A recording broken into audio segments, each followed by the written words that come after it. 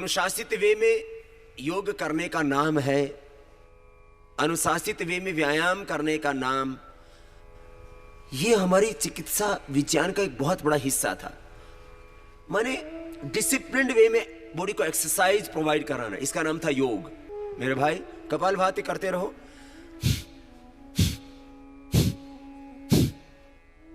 हम व्यायाम में बाहर का ये जो स्थूल शरीर है इसको एक्सरसाइज करवाते हैं, चाहे वो सूर्य नमस्कार हो, योगिक जॉगिंग हो या आसन हो। अब प्राणायाम में इस बाह्य शरीर से भी ज्यादा हमारा आंतरिक शरीर महत्वपूर्ण है। मैं बोलता हूं ये तो बाहर का, ये बॉडी का, ये तो हार्डवेयर है, इसके अंदर सॉफ्टवेयर ठीक होना चाहिए। अब उस सॉफ्टवेयर माने internal system, reproductive system, excretive system, digestive system, फिर ये जब तीनों ठीक होंगे तो स्केलेटल सिस्टम, पूरी हड्डी और मांसपेशियां वो ठीक होगा, फिर सर्कुलेटरी सिस्टम, फिर respiratory system, nervous system, endocrine system. Kapalbhati करते रहो, रुकना नहीं, एक लय के साथ।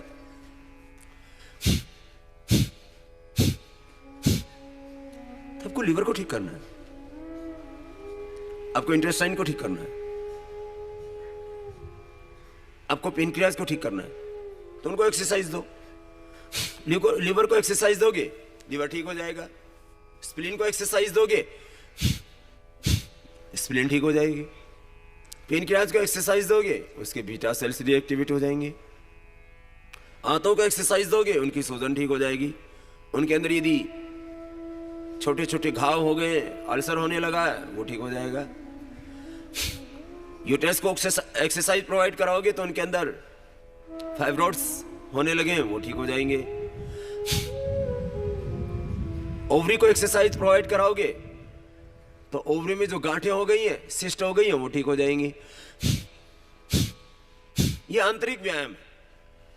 तो एक साथ समाधान किसका? रिप्रोडक्टिव सिस्टम का। यदि किसी की फिलिपियन ट्यूब बंद है तो कपालभाति करना। सामान्य बीमारी है तो 15 मिनट। बहुत क्रोनिक प्रॉब्लम है और पूरी दुनिया के डॉक्टरों ने, मेडिकल साइंस ने बोल दिया है कि बीमारी ठीक नहीं होने वाली है, तो आधा घंटे करना। आधा घंटे करने के कई फायदे।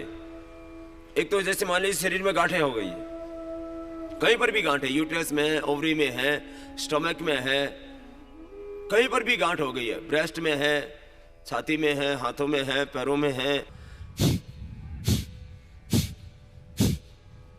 करो कपालभाति, रुकना नहीं। तुम्हें कह रहा था एक साथ समाधान। कपालभाति से किडनी ठीक हो गई, तो जिनकी किडनी श्रिंक हो गई है, जिनकी किडनी श्रिंक हो गई है, माना 9.5, 9.3 to 9 के आसपास रहनी चाहिए आपकी किडनी, 9 सेंटीमीटर, और उसमें क्या हो गया, वो 4-5 हो गई। मैंने कपालभाति करा करके उनकी किडनी को नॉर्मल कर दिया। किडनी सिकुड़ जाती है, लीवर भी श्रिंक हो जाता है, किडनी भी श्रिंक हो जाती है, दिमाग भी श्रिंक हो जाता है लोगों का। ये बीमारी है। दिमाग श्रिंक हो गया, फिर उसको याद ही नहीं रहता, फिर वो भूलने लग जाता है। थोड़ी देर पहले क्या कहा था उसी को भूल जाता है, परिवार वालों को ही भूल जाता आदमी। रिलैक्स हो जाओ, काफी कर लिया आपने कपालभाति, थोड़ा रिलैक्स करते हैं। आज मैंने कहा मैं पूरी तरह से एक एक बीमारी के बारे में आपको कुछ बताना चाहता हूं। कपालभाति करने से श्रिंक हुआ लीवर अच्छा होता है। कपालभाति करने से आप 2-3 महीने के अंदर ही देख लेना, दोबारा से अपने अल्ट्रासाउंड करा लेना, सोनोग्राफी करवा लेना, आपको पता लगेगा कि जो आपकी किडनी सिकुड़ गई थी उसका नॉर्मल आकार हो जाएगा, तो श्रिंक भी किडनी अच्छी हो जाएगी। प्राणायाम करा कपालभाति से ही।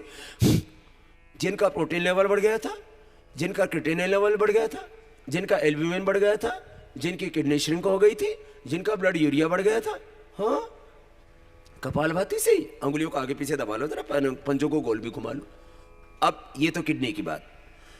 किडनी की समस्याओं में यद्यपि आयुर्वेद भी लाभ करता है। आयुर्वेद में हम ना कोई स्टेरॉइड देते, ना कोई भस्म। आयुर्वेद के नाम से कुछ लोग डराते थे, गलत फहमियां। देखो गोल गोल घुमाओ, हाथों को भी गोल गोल घुमा लो। मेरे भाई आयुर्वेद में हम देते क्या है, पहले ये तो सोच लो। जिसके बारे में मुझे ज्ञान ना हो इसकी आलोचना नहीं करनी चाहिए। आयुर्वेद में किडनी के नाम पर की दवाओं के नाम पर दिया जाता है गोखरू, पुनर्नवा, वरुण छाल, पंचतृणमूल, पीपल की छाल, नीम की छाल, ये देते हैं हम। इसमें कौन सी किडनी खराब हो जाएगी भाई? इसमें कौन सी हैवी मेटल्स है? ये हम इसमें गोल गोल घुमाओ। ये दवाइयां दे करके जो मैं अभी बता रहा था आपको, मैंने लोगों की किडनी खराब होने से बचाई है। दोनों पैर सामने खोल लीजिए। ये अभ्यास रिलैक्स करने के लिए कर रहे हैं, करते रहिए। मैं आपको कुछ खास बात बताना चाह रहा था आज।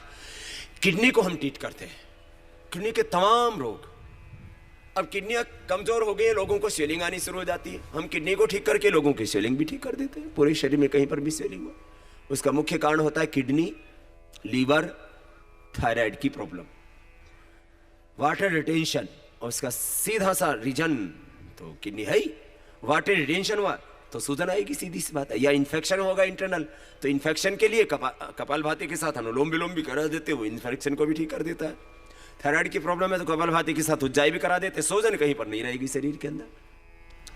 जो किसी भी इन्फेक्शन के कारण से हो, यूरिक एसिड बढ़ने के कारण से हो, वाटर रिटेंशन से हो। रुक जाओ, दोनों हाथ एक बार सामने भी खोल लो। अब एक एक बीमारी के बारे में मैंने आज बताने के लिए आपको बोला।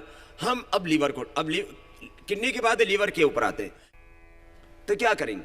लीवर के लिए आयुर्वेद में ही दवाई है। भूमि आंवला है, पुनर्नवा है, शिवनाक है, गोल गोल घुमा, मोती पिष्टी है, उसके लिए कुटकी है, चिरायता है, उसके लिए मकोई है। आयुर्वेद में लीवर के लिए औषधियां हैं।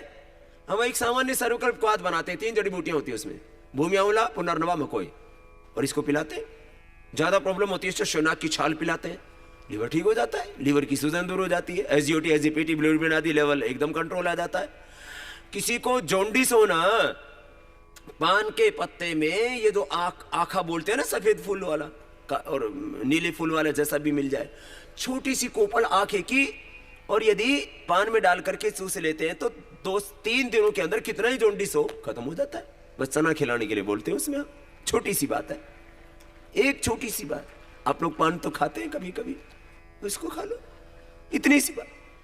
ये एक छोटा सा वो माने 1/4 इंच, इतना सी छोटी सी कोपल। अब छोड़ो, ना कोई दवाई खाना ना कोई लगाना, क्या करना? सूंघ लो, विडाल डोडा, उसका पानी सूंघने से जॉन्डिस ठीक हो जाता है। और किसी को इतबार ना हो तो करके देख लो, इसमें कोई लंबी चौड़ी कहानी थोड़ी है और कोई नुकसान तो होने वाला नहीं है। विडाल डोडा नाक से सूंघ लिया, उससे पीला पीला पानी निकलता है। बड़ी विचित्र चीजें हैं। पित्त की वृद्धि हो गई थी, उसका निकाल दिया। लीवर की problems, hepatitis A B C को हमने क्योर किया है, साइंटिफिक एविडेंस दिया है हमने। विज्ञान की कसौटी पर योग पुस्तक पढ़ लेना आप। हेपेटाइटिस और कुछ रोगियों का, मैं सबका नहीं कहता हूं, कुछ रोगियों का हमने लीवर सिरोसिस भी अच्छा किया है। लीवर की सबसे बड़ी समस्या, लीवर के ऊपर गांठ हो गई थी कपालभाति करके, उसको भी हमने ठीक करा है। लीवर के ऊपर किसी भी तरह का कोई वायरल इफेक्ट हो गया था, वायरस कई प्रकार के डेवलप हो गए थे, उनको हमने मिटाया प्राणायाम से। ये सूक्ष्म व्यायाम करवा रहे हैं। अब लीवर के बाद वो कपालभाति करेगा उसको ठीक। चलो कपालभाति कर लो, डरो मत, ये रास्ता है। मैं ना डराता हूं ना किसी को बहकाता हूं, यथार्थ से आपको परिचित कराता हूं। कपालभाति करो, क्या होगा इससे? इससे आंतें ठीक हो जाएगी। कपालभाति से आंतों की सूजन मिट जाएगी, कपालभाति से आंतों के घाव खत्म हो जाएंगे, कपालभाति से अल्सर खत्म हो जाएगा, कपालभाति से आंतों के अंदर जो कमजोरी आ गई है, आंतें कमजोर हो जाती है ना, तो क्या होता है? पेट में खाना गया, उसको आंतों ने पचाया ही नहीं, ऊपर से डाला नीचे से निकाला, ये हाल हो जाता है। खाने के तुरंत बाद आपने देखा होगा छोटे बच्चों को, बड़ों को भी बहुत समस्या आजकल होने लग गई। इसको बोलते हैं कोलाइटिस। नाश्ता किया तुरंत टॉयलेट में, भोजन किया तुरंत टॉयलेट में, 8-8, 10-10 बार टॉयलेट जाते हैं लोग। इसको बोलते हैं अल्सरेटिव कोलाइटिस। क्या करना होगा? कपालभाति। कपालभाति करने से कर लो, नहीं तो तुम्हें भी हो जाएगी। जो सोच रहे ना बाबा हमें तो कुछ नहीं है, ये बीमारी कभी भी किसी को कुछ भी हो सकती है। रात को सोया था ठीक ठाक, सुबह उठा पैरालिसिस मिला। बोले बाबा जी एकदम चल रहा था, ये चलते चलते ये तो पैरों ने काम करना बंद कर दिया। इसलिए मेरे भाई अज्ञात संकट से बचना है तो पहले से ही प्राणायाम कर लो। करो करो, रुको मत।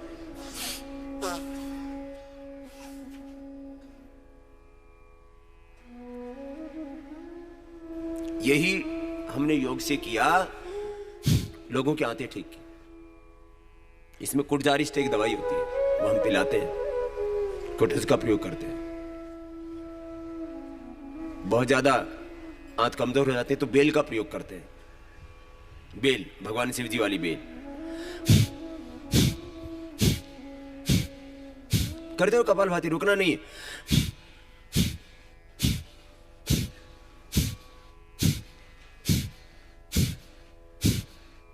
आंखें बंद करके करते रहो। ये लीवर को, आंतों को, किडनी को पूरी एक्सरसाइज मिली। पेनक्रियाज को, पेनक्रियाज में स्टोन हो गया आजकल तो पथरी। पहले तो आप देखते थे, पहले किसी को किडनी में ही पथरी होती थी, बाद में लोगों का कोलेस्ट्रॉल बढ़ने लगा तो पथरी जो है वो गाल ब्लैडर में होने लगी। अब गाल ब्लैडर निकाल दिया लोगों का, अब किडनी में स्टोन होने लगा। और अब तो हालात ये है लोगों को गले में स्टोन होने लगे। एक आया बोल बाबा मेरे गले में स्टोन हो गया। सारे शरीर में पत्थर पैदा हो सकते हैं कहीं पर भी। कपालभाति कर लो, कहीं पर भी पत्थर नहीं होंगे।